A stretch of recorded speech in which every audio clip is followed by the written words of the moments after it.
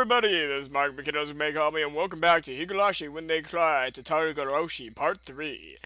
I haven't recorded this in a long time, even though I stopped in the middle of a chapter, which I probably should have continued quite soon after, since I stopped in the middle of a chapter, but I was busy making the 12 days until Christmas, so I didn't really film too much Higurashi. So now, since I'm done with the 12 days until Christmas, let's start with some more Higurashi When They Cry with Tatarigoroshi, not with Tanagashi, but Tatarigoroshi. Let's just begin. This is part 3. Alright. Rice with steam billowing from it and miso soup. I'm gonna finish chapter 1 this time. As well as a handful of side dishes. On the table was a truly firm, family-oriented dinner. It wasn't weird at all, or extravagant. It was a daily meal, sort of a housewife would make. It was very nonchalant and brimming with liveliness. Let us eat! Thank you for the food! At Satoko's command, Riki-chan and I both thanked her in a loud voice. I made light of you, Satoko. You beating me soundly. Oh, do you have a better opinion of me now? I may still not be good as Rika or Rena-san, but I could cook far better than helpless Keiichi-san. Yeah, I know better now. After I honestly admitted my defeat, Satoko's expression finally softened, and she laughed with her normally loud and cheerful voice. Oh, the rice is cooked really well. Though she used the rice cooker, it tasted a little different from the rice my mom made. Maybe she used a different amount of water for it. Even so, I could feel Satoko's personality from the rice, which made it taste better than usual. The miso soup was a little on the thick side, but it was still delicious. The side dishes, while not exactly flashy, tasted great as well. But it was all so appetizing I couldn't stop eating. The side dishes are well done too. Satoko, you're not a bad cook after all. I gave my honest impression without a hint of sarcasm. Satoko seemed to have been expecting some, because I praised her so honestly, she got flustered instead. Your praise honors me, but it's nothing so grand. The side dishes are just things I bought at the store and heated up. This and all I did was open a can. I could only really make rice and miso soup myself. Satoko said, embarrassed, her face a bit flushed. There was none of her normal verbal abuse or sarcasm in there either. I can't make anything except rice or miso soup, but you get ready-made side dishes and put them on the table too? It seems into something fairly splendid. My mom uses ready-made side dishes and canned goods too. It's nothing to be embarrassed about. This is a fantastic dinner. I gave her honest praise. I've never met Satoko's brother, but Satoshi will probably praise her in the same way. Well, I suppose it's enough now that you come to realize I can hold my own in the kitchen. Would you like seconds? There's plenty of miso soup left. Huh? Did that brat just awkwardly change the subject? When I realized my response has been on the mark, it made me a little happy. When we eat rice like this, it's fun. Like we're eating with Satoshi. Riki-chan mentioned Satoko's older brother's name again. Satoko's chops paused, and she looked up at the ceiling. How nostalgic! I wonder what you could be doing right now. She had a faraway smile, as if yearning for a friend who had moved away. From how it looked, I got the impression she hadn't seen Satoshi in quite some time. Satoko realized I was giving her a blank stare. I do apologize. Satoshi is my Nini. No! My older brother. Okay, I see. Nini must have been a nickname only Satoko used for him. It was funny to see her hastily deny it. I was rather surprised a person with such few living skills had the ability to run away. Well, I'm sure he'll pack up shop at some point and return out of the blue. So he ran away. There was another story to what Satoko had said so cheerfully. The reason for Satoshi not living with her was a little serious. Everyone had been talking about it in such an upbeat way, so I continued to talk about him. Try not to broach the subject at all? I hastily took a look at Satoko's face after thinking that, but there was no trace of a gloomy expression I'd been worrying about. Well, he's not old enough to be dreaming on living on his own. Nini won't be able to do it for a long anyway. He has no endurance. Satoshi may not look like it, but he's a very preserving person. He's a lot more preserving than you would think. Rika, you always take Nini's side right away. You're a little too nice to him. Satsuko's just too harsh on Nini. You should treat him more kindly when he comes back. Satoko and Rika's views regarding Nini, aka Satoshi, were parallel to each other. But I could hastily tell that both of them really liked him. Easily tell. Not hastily tell. But I could easily tell that both of them really liked him. They were optimistic too, even though he had ran away from them. It was like they were going to see him again next week. Satoko and Rika-chan both liked Satoshi even now, and waited for him, believing he would surely return. I never met him, but I know for sure that this Satoshi person was a really good guy.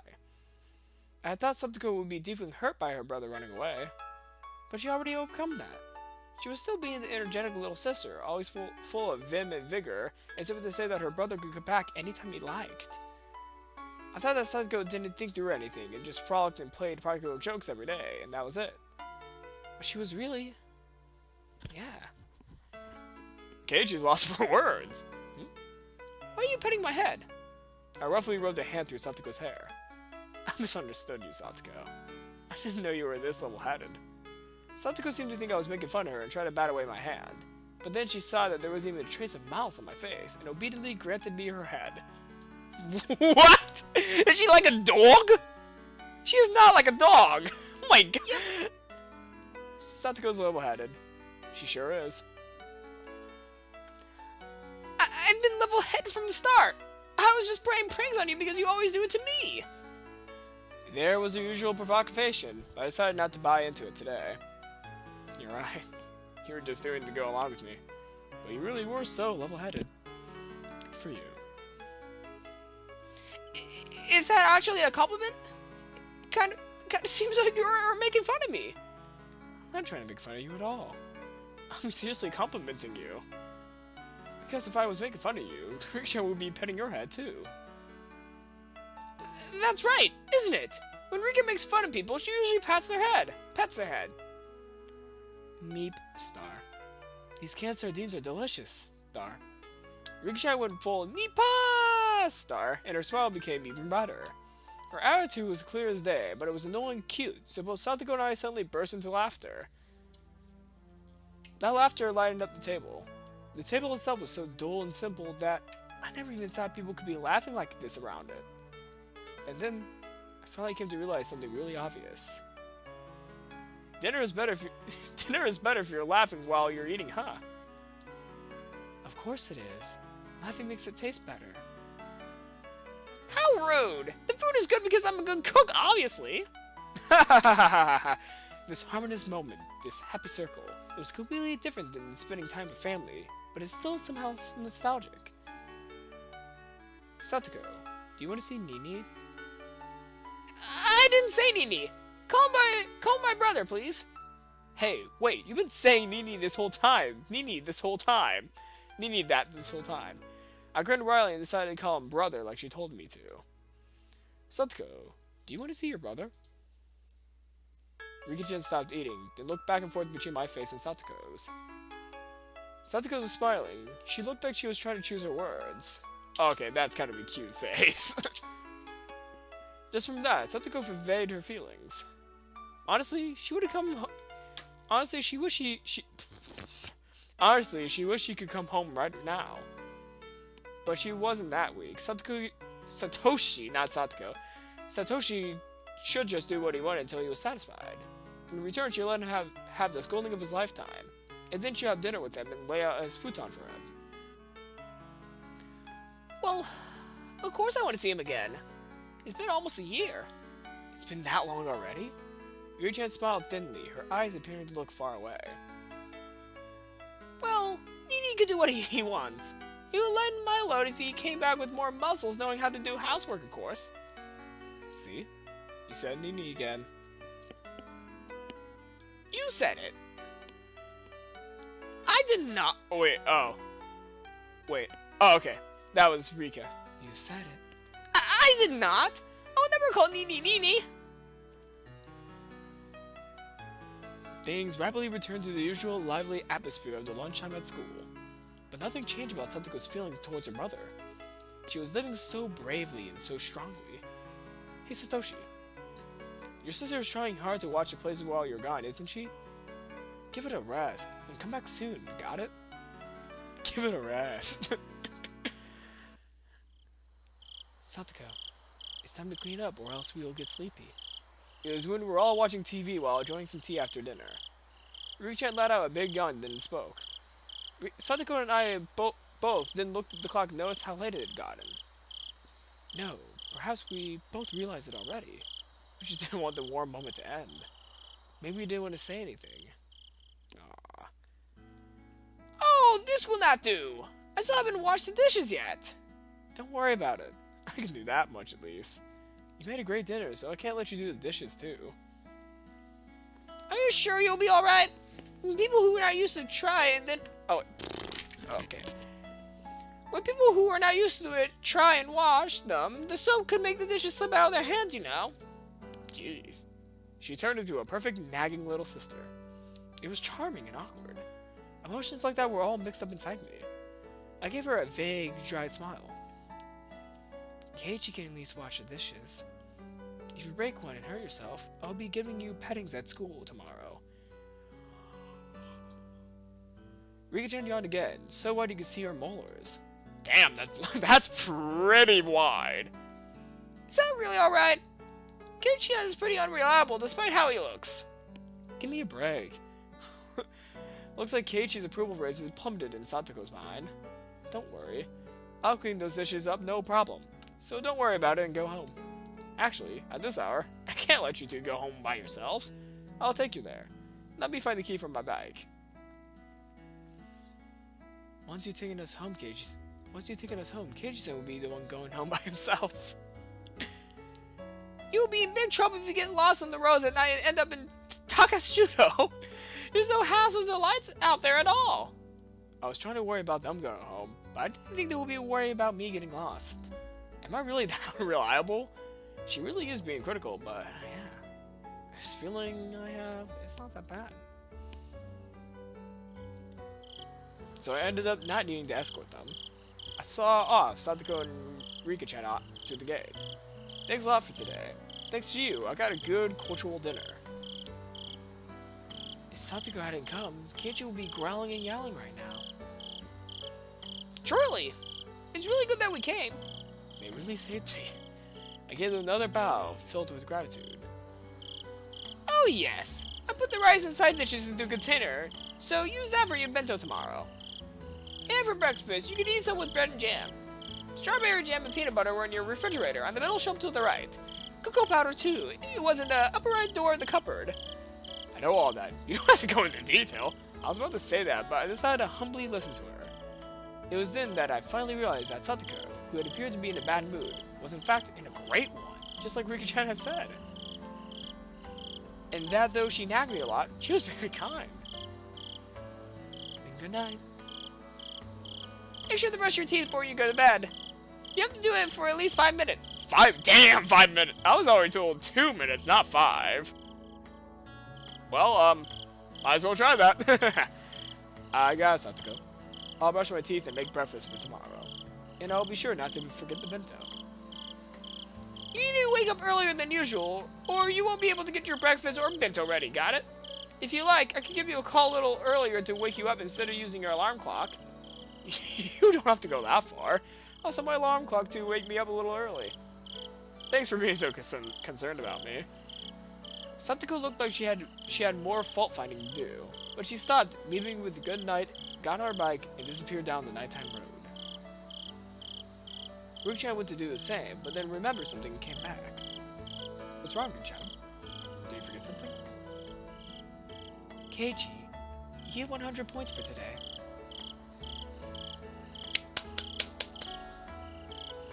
Rika-chan suddenly complimented me. She clapped her small hands. What was she on about? I didn't do anything worthy of praise, did I? I nearly burnt the house after all. Satoko probably felt like her Nini had come home. I think she was having a lot of fun. Once in a while, I want you to go along with Satoko's scolding in the future. Are you telling me to be like an older brother that she can scold instead of Satoshi? Rika-chan didn't say anything. She just smiled and went all Nipa star. This Satoshi person. He has such a great little sister. So what was he unhappy about? If I were Satoshi, I would never run away from home. Satoshi had his own circumstances, I'm sure. I didn't know what he was unhappy with. But whatever the reason, it was no excuse for abandoning Satoko. I hope he comes back soon. I probably can't play the role of her actual Nini forever, you know. It's okay. You were just like Satoshi today. Please do it again sometime. If that's what makes Satoko happy. I take on this easy role whenever I needed to. Rika! Satoko stopped her bike under a distant exterior light and called out to her friend, who wasn't coming no matter how long she waited. Okay, I have to go. And yes, I know, people are trying to get on golf with their friends down there. I know, that's been like popping up for the past minute. I was just like, I see you the whole time. Okay, I have to go. Good night. Yeah, night. I can't replace Satoshi. Oh, I can't replace Satoshi, but Keiichi can do it. And that's one less piece of baggage underneath her shoulder. Leaving me with that, Rika-chan sped off on her bike. She rode up next to Satoko, and then the two of them disappeared in a blink of an eye. Satoshi. Seriously, come back soon. Got it? If you go home really late, I'll punch you right in the nose. Let's try our best until that day comes, Satoko. Even I can no longer hear the sounds of their bicycles. I stood there for a while, seeing them off. And that's the end of the chapter. Woo! It's time for tips! Woo! Yeah, I knew this episode was going to be quite short because I kind of, well, ended the previous episode early, and this episode's going to be pretty short also. Woo! Merry end of the year! Satsuko's Trap Course Elementary. Wait, elementary? Wait, is this going to be... Whoa. Wait, is this going to be like from their past? Let's see this. I know one thing for sure.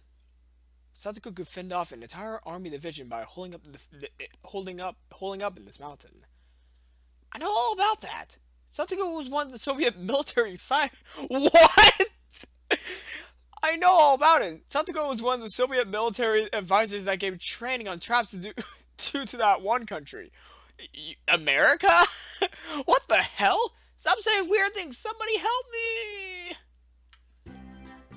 How did it come to this? What traps did we fall for? And how did we fall for them? Mia was caught in a profusely thin pin. What happened? Okay. Mia was caught in a profusely thin pitfall she couldn't escape from, and only her head was poking above the ground. Rena's head was completely covered by a tin bucket as she was screwing around in a van in an attempt to remove it.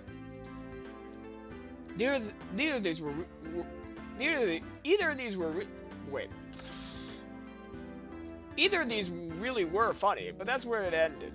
At least they had their feet on the ground. Kei-chan, what about you? Kei-chan, what about you? Think you can get out of that? Hurry up and get out so you can save this old man. You're the one who should be breaking out and saving me, Mion. What do you expect me to do in this freaking bamboo mat? Oh, it's wrapped in a bamboo mat. It's what?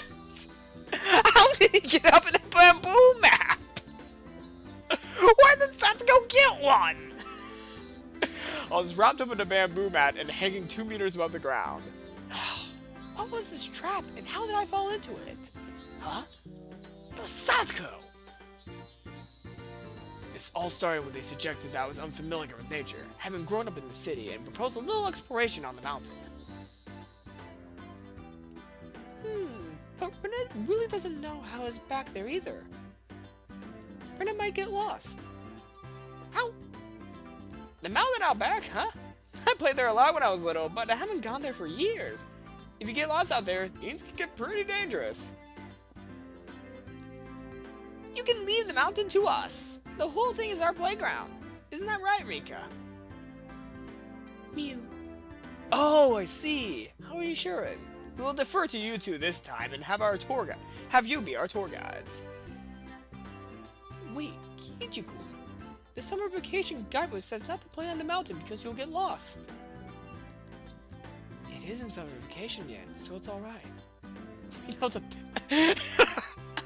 You see, since we're still in school, we can still trespass. It's when we're out of school we can't trespass. It isn't summer vacation yet, so it's alright. We know the path, so there's no need to worry. The mountain has always been our playground. Our backyard. We know all the secret paths and shortcuts. Yes, but Satoko and Rika-chan knew the path like the back of their heads. Thanks to them, we had our fill of fresh air, gorgeous views, and Mother Nature. The likes you could never see in the village. But things got strange part way through. Oh yes! Everyone, I have something to say. From here on, you must follow exactly where I go. Huh? What are you talking about all of a sudden? It would make it safer to do it. It would be safer to do as Satoko says. Oh my! Hey, Mi-chan, look at this. What is it? Should I pull it? Should I? Suddenly, squeak, crash. What did she? Wait. When Rena pulled. Yes, a random string. This is like a random rope lowers down and you yank it. What do you expect would happen? Falling into a grease trap? When Rena pulled the kite string, a bundle of bamboo spears fastened to a tree branch all came raining down with a clatter right next to where Rena was standing. Ah! Ah! What is this? What? What? Gah! That brings back memories. Satoko made this trap in the second semester of 2nd grade. That was a close one! The tips of the spears were covered in dog poop, so if one of them hurts you, the wound will be... the wound will start to fest... Jesus. What is... Wait! Is Satoko the next Jigsaw? What the hell? When did this turn into freaking Vietnam? According to Satoko and Rika-chan, earlier in elementary school, Satoko had been on a trap-making craze and sent them along every inch of this mountain. Keiichi-kun, maybe they didn't tell us not to go on the mountain because we'll get lost, but because it was dangerous? Me and I both nodded wholeheartedly at Rena's hypothesis.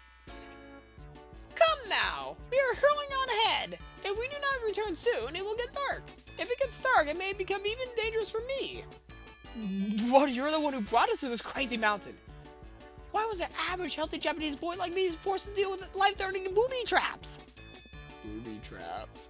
And then, the very moment Satoko and Rika-chan got out of sight was when the three of us got caught in these little traps together. In these nice little traps together. Someone get me out! I have to go to the bathroom! Never mind that! Somebody get the bucket off me! Never mind that! Somebody get the bucket off me! I can't see in front of me! Oh! Wait, Rena! Don't struggle around so much! I can see your panties! Oh! You saw? You saw? Keiichi-kun, you saw? Oh! Smash, crash, crash, smash. Of course you can see them. You may be in the bucket, but you can definitely get out. Bucket Rena was using me as a sandbag and Mion was crying. You can't get out of the pitfall? How sad, how sad. Jeez, didn't I already tell you all? You weren't supposed to leave my side. I finally had an epiphany. Satoko had been so bent on taking everyone out to the mountain because she wanted to brag about all the traps she set here over the years. You could have stopped at showing them to us. I didn't need to experience how it felt firsthand. Rika-chan pets our three heads in sequence in an incredibly satisfied mood. Was Keiichi hit like a piano? Piano. Wait, piano? Is it piano? Oh my god. Why do I keep on doing this to myself? Okay, piano. What? How do you pronounce the thing that hangs from the strings and drops out candy? Alright. I don't even know how to spell it. I'm gonna guess. P-I-H-N-A-A. Wait. P-I-H-A-N-A. Alright, piana. Piana. Okay, that's not the spelling. Hold up. Okay. What do you hit with sticks, and when it breaks, it spills out candy. I'm sorry you can't see my phone screen, but I need to. Okay, what is the correct spelling? Okay. Alright, load. Okay. What? Piata. Oh, okay. I kinda had it right. There was no H, it has an N. Okay. Pinata. Okay, pinata. How do you pronounce it? Okay, how do you pronounce it? Pronounce. Okay, this is how you pronounce pinata, piana. Dictionary, please. Cambridge University, tell me how you pronounce the candy spilling string thing from, Mexico. Okay. This is how you do. Okay, I'm gonna turn my phone all the way. That's my notifications. Nah, I do not want my notifications on. Okay, this is how you pronounce it in British English. Pinata. This is how you do American English. Pinata. So it can be pronounced either Pinata. or Pinata. piana or piñata. Okay, I always heard it being piñata. Pinata.